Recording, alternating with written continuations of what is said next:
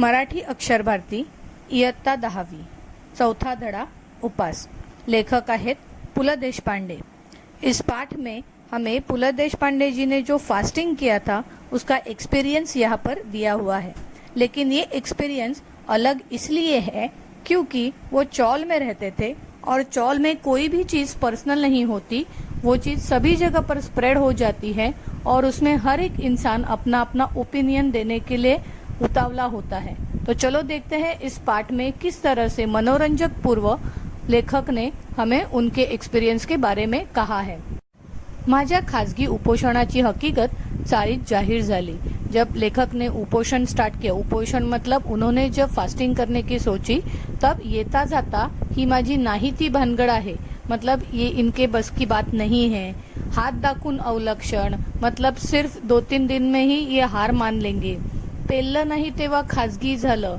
अब पहले तो ये चीज सबके लिए बताती कि लेखक फास्टिंग कर रहे हैं, लेकिन अभी वो पर्सनल लेवल पर गए हैं। इस तरह से टॉन्ट त्यांच्या कानावर येऊ लागले। पण मी कोणत्याच टीकेला भीक घालणार नव्हतो। लेखक ने उनके यहाँ पर ध्यान देना छोड़ दिया।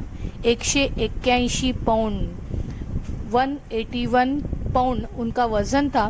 रात्रंदिवस ते काळ माझ्या डोळ्यापुढे नाचत होतं। वजन कमी झालं पाहिजे या विचाराने माझी झोप उडाली। लेखक ने पुराने जमाने में जो वजन का काटा हुआ करता था, उस वजन के कांटे पर अपना वजन किया हुआ था और जिस टिकट में दिखा रहे थे 181 पाउंड।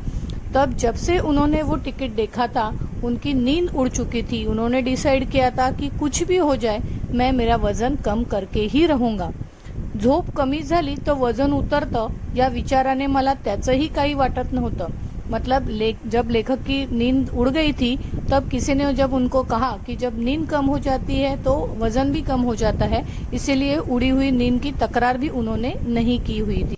रात्रभर तुम्ही घोरत तर असता अशासारखी दुरुत्तर ती मला देत असे। आप रात भर स्नोरिंग करते हो, ऐसे उनकी बीवी हमेशा उन्हें बताती थी। 2 महिन्यात 50 पाउंड वजन कमी करून दाखवीन तर खरा, अशी भीष्म प्रतिज्ञा करून मी आहारशास्त्रातल्या पुस्तकात डोके घालू लागलो। लेखक ने अब ये बात तरह मन पे ही ली थी। 2 महीन्यात उन्होंने सोचा कि 50 पाउंड कम करके दिखाएंगे वजन तो ही मान लेंगे, ऐसी भीष्म प्रतिज्ञा उन्होंने ली थी। भीष्म प्रतिज्ञा मतलब ऐसी प्रतिज्ञा कि जो कंप्लीट करने के लिए वो कुछ भी करने को रेडी थे। प्रोटीन युक्त पदार्थ, चरबी युक्त द्रव्य अशा शब्दांबद्दलची माझी आस्था वाढू लागली। प्रोटीन युक्त पदार्थ, चर्बी युक्त जिसमें फैट्स होते हैं, जिसमें प्रोटीन्स होते हैं, वो सभी चीजें कौन सी है और कौन सी चीज में क्या है वो सब देखने लगे। मतलब बिफोर फास्टिंग वो ये सब चीजों को इग्नोर करते थे, लेकिन जब से फास्टिंग चालू किया उनकी आस्था वाढू लागली। मतलब ये सभी चीजों के बारे में उनमें उनके मन में क्यूरियोसिटी पैदा हुई थी। साऱ्या ताटातले पदार्थ मला न दिसता फक्त कॅलरीजच दिसू लागल्या।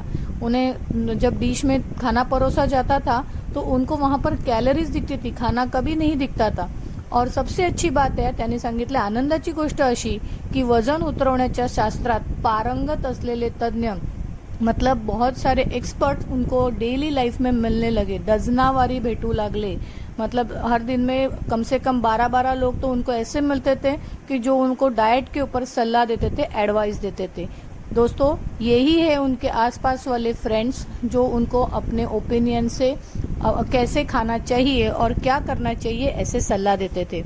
इतकेच काय, परंतु ज्या आमच्या चाळीतल्या लोकांनी माझ्या उपासाची अवहेलना केली, मतलब शुरुआत में जिन्होंने टॉन्ट मारना शुरू किया था कि ये कुछ इनको जमेगा नहीं, ये इनसे कुछ होगा नहीं, आता त्यांनीच डाएटचा सल्ला दिला। उदाहरणार्थ सोकाजी त्रिलोकेकर, उनके एक दोस्त का नाम यहाँ पर दिया है जो उनके नेबर थे, तो उन्होंने उन्हें कैसे सल्ला दिया वो देखते हैं। तुला सांगतो मी पंत, डाएट कर, बटाटा सोड, बटाट्याचं नाव सुद्धा काढू नकोस। उन्होंने एक सल्ला दिया था कि बटाटा मत खाना, बटाटा मतलब पोटॅटो मत खाना, क्योंकि पोटॅटो से ज्यादा फॅट्स बढ़ते हैं।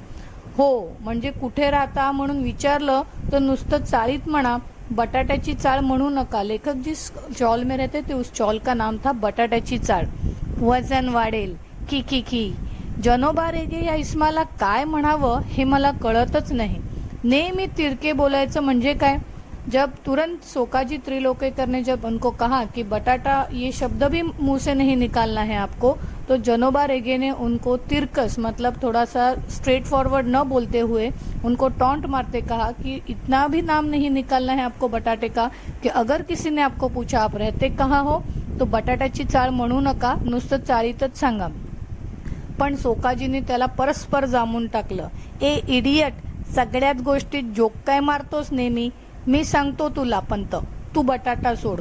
मी काय काय सोडले असता माझे वजन घडेल याची यादी बटाट्यापासून सुरू झाली. बटाट्याचं ठीक आहे पंत, पण आधी भात सोडा.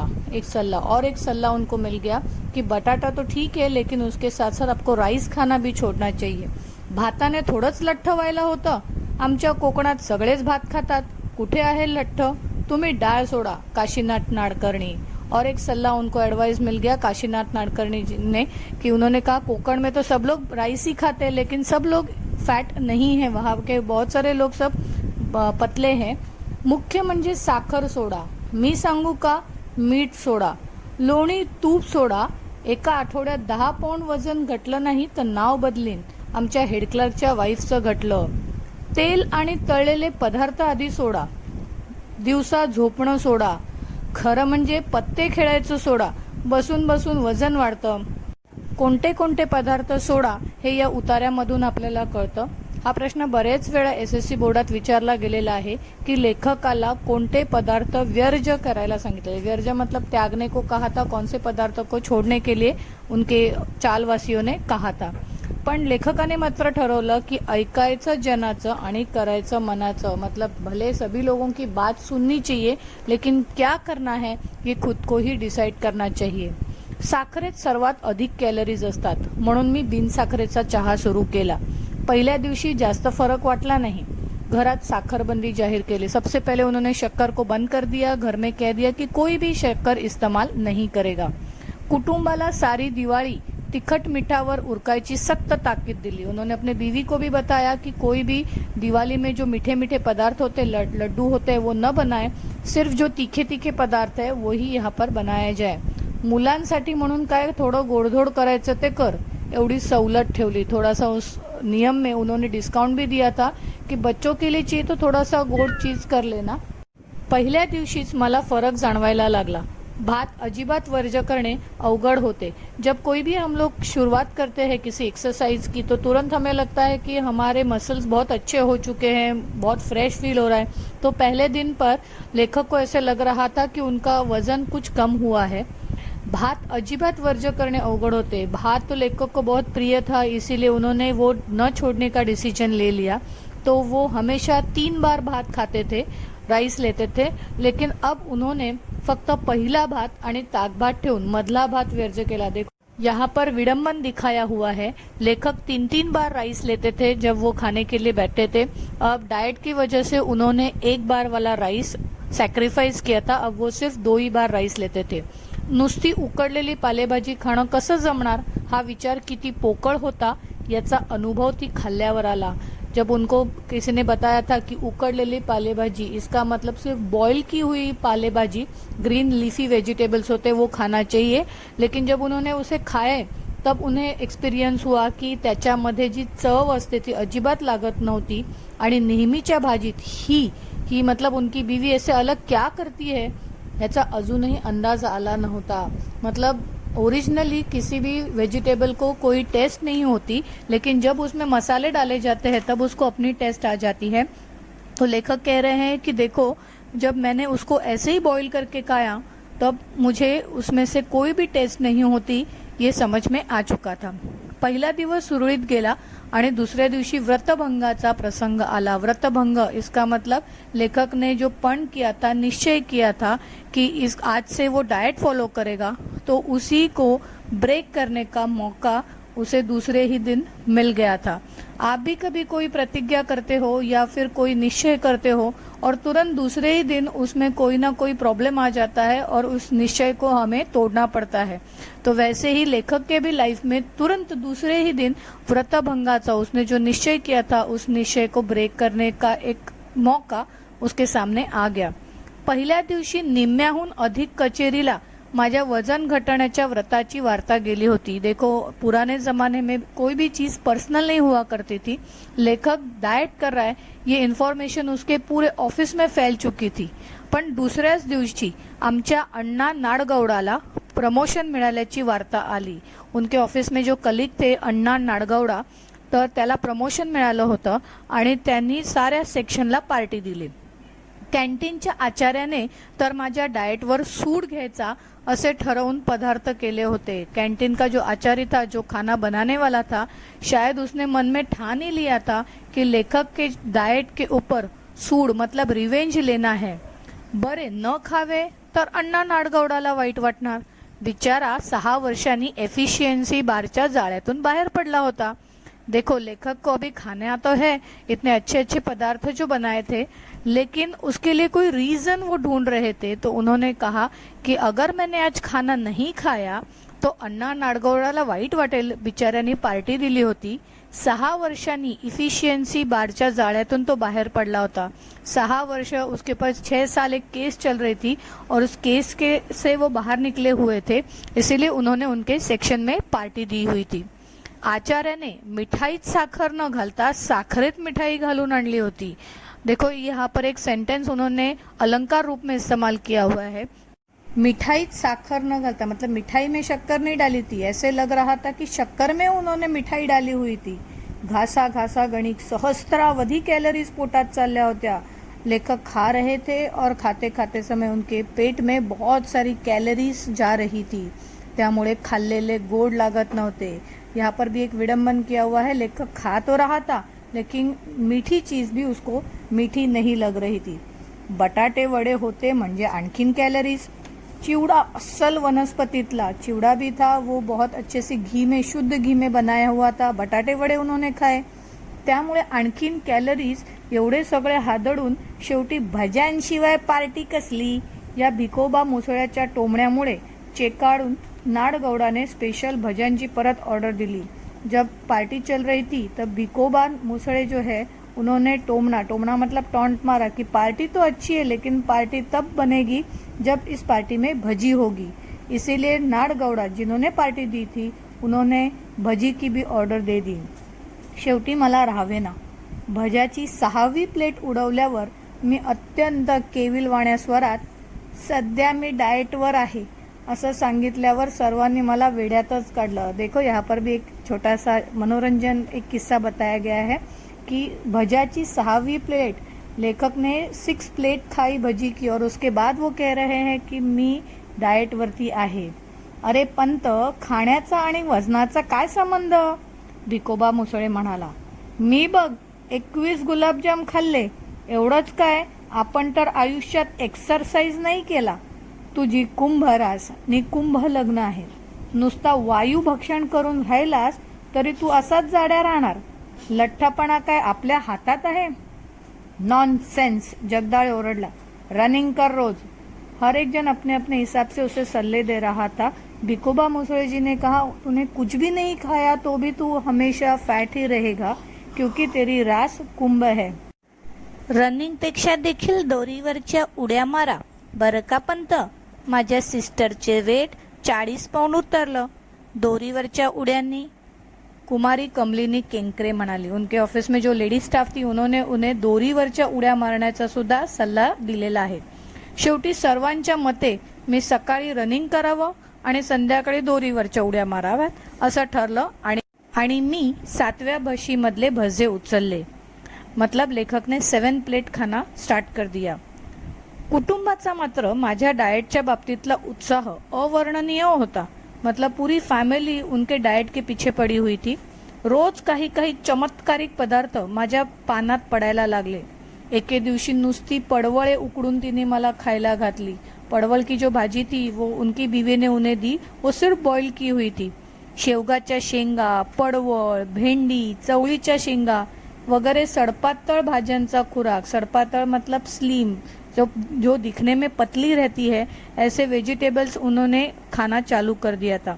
और जो दिखने में बहुत फैट रहती है, वो फैट ये वर्ड अपने लाइफ से निकालने के लिए उन्होंने फैट सब्जियों को खाना भी बंद कर दिया था। कोबी, कॉलीफ्लावर वगैरे बाळसेदार मंडळींनी स्वयंपाकघरातून हकालपट्टी त्यांची झाली होती. सकाळचा चहा देखील सुरुवातीला होता तसा राहिला नाही. पहले जो चाय बनती थी वैसे चाय भी अभी नहीं बनती थी. बिन साखरेचा चहा इतका कडू लागत असेल याची कल्पना सुद्धा नव्हती. चहा सुरुवातीला बिनसाखरेचा असून कडू लागला नाही आणि आता का लागतो तेवढंच सांग असे म्हटल्यावर कुटुंबाकडून खुलासा मिळाला. मतलब लेखक ने जब उनकी बीवी को पूछा कि पहले तो इतनी चाय कड़वी नहीं लगती थी, अब आज इतनी क्यों कड़वी लग रही है. हेच ते म्हटलं ते काय उगी. हो, सुरुवातीला मी तुम्हाला जो बिनसाखरेचा चहा दिला तो बिनसाखरेचा नव्हताच. मुळी नव्हता. मग मला बिनसाखरेचा चहा म्हणून काय सांगितलास. अहो, थोडीशी साखर राहिली होती, ती संपेपर्यंत म्हटलं घालू. काल संपली. आजपासून बिनसाखरेचा चहा केला, साखर न घालता. म्हणजे खल्लास. अगं, किती लाख कॅलरीज गेल्या असतील माझ्या पोटात. कसलं कमी होतंय माझं वजन. पण सांगितलं का नाहीस मला. संकल्प किसी और की वजह से ब्रेक होता है तब हमें बहुत गुस्सा आता है. लेखक ने खुद ने जब शक्कर के पदार्थ खाए थे तब लेखक को गुस्सा नहीं आ रहा था, लेकिन आज उनकी बीवी के वजह से उनके पेट में जो शक्कर चली गई थी इसके लिए वो अभी गुस्सा हो रहे थे. उगीच आरडाओरडा नका करू. वजनाचं ते काय मेलं, होईल हळूहळू कमी. आणि कुणाचं मागून खात नाही म्हणावं आम्ही, स्वतःचं कमवून खातो म्हणावं. वाढलं तर वाढू दे वजन. मुलांना देण्यासाठी लाडू बशीत ठेवत आणि माझ्या वजनक्षय संकल्पाला आणखी नवे सुरुंग लावत ती उद्गारली. लेखक की बीवी ने कहा कि अगर वजन बढ़ता है तो बढ़ने दो, उससे कोई चिंता नहीं है. हम हमारे पैसे से कमाई से खाते हैं. लाडू कशाला केलेस, साखर असेल त्यात. इश्श, साखरेशिवाय लाडू आमच्या नाही घराण्यात केले कोणी. लेखक के बीवी ने जब लड्डू का डब्बा ओपन किया हुआ था तब अब लेखक ने उसे कहा कि तूने बिना शक्कर के लड्डू बनाए हैं क्या. तो वो कहती है कि नहीं, शक्कर तो चाहिए लड्डू में. तात्पर्य, चहा बिनसाखरेचा होता है खरं, पण लाडवाच्या रूपाने काही कॅलरीज पोटात गेल्याच. मतलब लेखक ने भले ही चाय पी होगी जिसमें शक्कर नहीं थी, लेकिन अब वो लड्डू खाकर उसके पेट के अंदर शक्कर चली गई थी. दोरीवरच्या उड्यांचा प्रयत्न फक्त एकदाच केला आणि पहिली उडीच शेवटची ठरली. स्किपिंग जब लेखक ने ट्राई किया था, लेकिन जब उन्होंने फर्स्ट स्किपिंग ट्राई किया वही उनकी लास्ट स्किपिंग का ट्रायल था. कारण 8x10 आमच्या दिवाणखान्यात प्रथम दोरी संपूर्ण फिरवणे अवघड. त्यांचं घर खूप लहान होतं. एकदा डोक्यावरून दोरी पलीकडे गेली ती ड्रेसिंग टेबलच्या तेलाच्या व औषधाच्या बाटल्या खाली घेऊन आली. दूसऱ्यांदा अर्धवट गैलरी जब घर में जगह नहीं हो रही थी तब लेखक ने घर के अंदर और घर के बाहर ऐसे आधे जगह पर उन्होंने स्किपिंग करना चालू कर दिया. दुसऱ्यांदा अर्धवट गॅलरी आणि अर्धवट घरात राहून दोरी फिरवली ती आचार्य बर्व्यांच्या गळ्यात. सामने से एक जन जा रहे थे आचार्य बर्वे जी, उनके गले में वो दोरी अटक गई. त्यांचा माझ्यावर आधीच राग होता. मी उपवास करतो हे कळल्यावर चाळीतली सारी मंडळी समाचाराला येऊन गेली. परंतु आचार्य बाबा बर्वे शेजारच्या खोलीत असूनही आले नाहीत, कारण उपास हे त्यांचं खास राखीव कुरण होतं. मतलब ये जो टॉपिक है उनके लिए स्पेशल था आचार्य बर्वे जी के लिए. तो एक दिन वो ऐसा चाहते थे कि स्पेशल आकर लेखक को उसके बारे में कुछ सुनाए, और आज वो मौका उन्हें मिल चुका था. हा दुष्टपणा माझ्या गळ्यात दोरी अडकवून केला ते ठीक झालं, पण तुमच्या वयाला न शोभणाऱ्या या धिंगामस्तीला दुसरा कोणी माझ्यासारखं बळी पडला असता तो तुमची धडगत नव्हती. मी तुम्हाला क्षमा करतो. उन्हें कब से लेखक को डांटना था, लेकिन सबसे पहले उन्हें अपनी बात लेखक के पास पहुंचानी थी. पण मी हे मुद्दाम नाही केलं आचार्य. अहो, वजन कमी करायला दोरीच्या उड्या मारतोय मी. काही उपयोग होणार नाही. का म्हणजे जिभेवर ताबा नाही तुमचा. संयम हवा, मनाची एकाग्रता हवी. त्यासाठी प्रथम काही गोष्टी सोडाव्या लागतील. एक और सलाह यहाँ पर लेखक को मिल गया था कि जिभेवर ताबा नहीं तुमचा. इसका मतलब हमें टंग के ऊपर कंट्रोल करना चाहिए. हमें हमारे जिभेवरती हा संयम ठेवायला पाहिजे. आता या उड्या मारायला मी लाज देखील सोडली. हे पाहता ना तुम्ही बाबा. मतलब बहुत सारी चीज़ों के साथ साथ मैंने लज्जा को भी छोड़ दिया है. ठीक आहे, प्रथम बोलणं सोडा. बोलणं सोडू अजिबात. खाण्यासाठी तोंडाचा वापर कमी करायचा एवढं पाहिलं तुम्ही. पण बोलण्यासाठी देखील त्याचा वापर बंद केल्याशिवाय तुमची जीभ ताब्यात राहणार नहीं। अगर आपको अपने जीभ के ऊपर, टंग के ऊपर कंट्रोल करना है तो आपको सिर्फ खाने के ऊपर ही नहीं, तो जीभ का वापर हम बोलने के लिए भी करते हैं, टंग का इस्तेमाल, तर तो सुद्धा तुम्हाला थांबवायला पाहिजे। लेखक केविलवाण्या स्वरात म्हणाले, अहो पण बाबा मला बोललंच पाहिजे। का पण? एवढा संयम नाही तुमच्यात? मौनाचं सामर्थ्य मोठं आहे, मौन ही शक्ती आहे, मौन ही। उड्या मारायच्या माझ्या दोरीचे एक टोक हातात धरून बाबा 1 तास मौनाचं महत्व या विषयावर बड़बड़त होते। मौन का मतलब होता है साइलेंस, और जब भी हम साइलेंस रखते हैं तब हमारे टंग के ऊपर कंट्रोल आ जाता है। तो जिस तरह से भाषण देते हैं उसी तरह से आचार्य बाबा भाषण देत होते। म्हणजे बोलण्याचा आणि खाण्याचा संबंध काय? मी टेलीफोन ऑपरेटर आहे बाबा, दिवसभर बोलावंच लागतं मला। लेखक ने उन्हें बताया कि मुझे बोलना ही पड़ेगा, मैं टेलीफोन ऑपरेटर हूँ तो मुझे बात करने ही पड़ेगी। मग कसलं वजन उतरवणार तुम्ही? अत्यंत कारुण्यपूर्ण कटाक्ष टाकून बाबा गेले आणि त्यांच्या गळ्यात पडलेली दोरी मी मगाशीच का गच्च आवळली नाही या विचाराने मला पश्चाताप झाला। मौन मतलब साइलेंस, बात नहीं करनी है, इस विषय पर आचार्य बाबा ने 1 तास मौनाचं महत्व या विषयावरती ते बोलून शेवटी निघून गेले।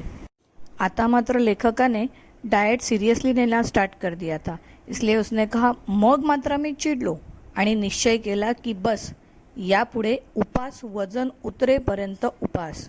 मी काटकुळा झाल्याची स्वप्न पडू लागली। लेखक को ख्वाब में भी ऐसे दिखाई दे रहा था कि वो पतला हो चुका है। भरल्या ताटावरून मी उठू लागलो। बिन साखरेचा आणि बिन दुधाचाच काय, पण बिन चहाचा देखील चहा मी पिऊ लागलो।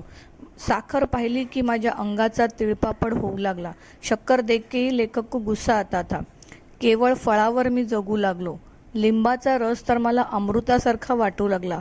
बहुत कड़क ऐसे उसने अपना उपवास स्टार्ट किया हुआ था। धारोष्ण दुधासाठी मी अधूनमधून अंधेरीच्या गोठ्यात जाऊ लागलो। धारोष्ण का मतलब होता है कि गाय का निकाला हुआ दूध जो तुरंत पिया जाता है उसको धारोष्ण कहा जाता है। दोरीवरच्या उड्या केवळ खालच्या मजल्यावरच्या मंडळीच्या दृष्टपणामुळे व आकसाने केलेल्या तक्रारीमुळे थांबल्या होत्या।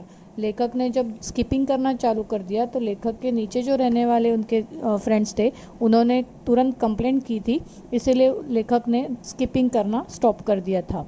10 उड्या पाय न अडकता मारण्यापर्यंत मी पोचलो होतो। लेखक ने यहाँ पर अपनी प्रगति बताई है कि 10 स्किपिंग के जंप वो बिना रुके मारते थे। कचेरी सुटली की मी गिरगावच्या रस्त्याने धावत येऊ लागलो। केवळ पौष्टिक आणि सात्विक आहार सुरू केला। डाएट उन्होंने फूड खाना चालू कर दिया था। जवळजवळ 10-12 दिवस हा क्रम चालू होता। माझ्यातला फरक मलाच कळत होता। लहान मुले बी पेरली की रोप किती वाढले हे रोज उपटून पाहतात, त्याप्रमाणे रोज संध्याकाळी काट्यावर वजन करावे असे मला वाटत होते, पण ती इच्छा मी दाबून धरली। लेखक जो प्रगति कर रहे थे तो लेखक को हर दिन ऐसे महसूस हो रहा था कि वजन करे, लेकिन उन्होंने अपनी इच्छा को दबाए रखा। बरोबर 1 महिन्यानी मी वजन करणार होतो। 1 महिनाभर तुपाचा थेंब माझ्या पोटात जाणार नव्हता, केवळ दूध। दुर्दैवानं रोज गाईचं धारोष्ण दूध मिळण्याची सोय नव्हती, पण एकूण आहार व्रत जोरात चालू ठेवले। डाइट जो उन्होंने कंटिन्यू 1 महीने तक कंटिन्यू रखा था, सिर्फ 1 महीने के बीच में 15 भरात मतलब 15 दिन में फक्त 2 वेळाच साखर भात झाला। एकदा सोकाजीने चोरून कोळंबी भात चारला व खालच्या मजल्यावरच्या भाऊजी पसरटवारांनी एकदा नागपुरी वडा भात पाठवला होता। इस 15 दिनों में उन्होंने कभी कभी क्या क्या खाया जो उनके डाइट के खिलाफ था, वो भी उन्होंने यहाँ पर बताया है। कभी प्रॉन्स राइस खाया है, शक्कर का भात खाया था, नागपुरी वडा भात भी खाया था। एवढे अपवाद वगळल्यास भाताला स्पर्श केला नाही। त्यामुळे मुख्यतः चरबीयुक्त द्रव्य शरीरात कमी केली। जिसमें फैट्स होते हैं ऐसे पदार्थ उसने ये 1 मंथ में नहीं खाए हुए थे, एक्सेप्ट 2-4 चीज़ें जो उन्होंने बताई हुई है।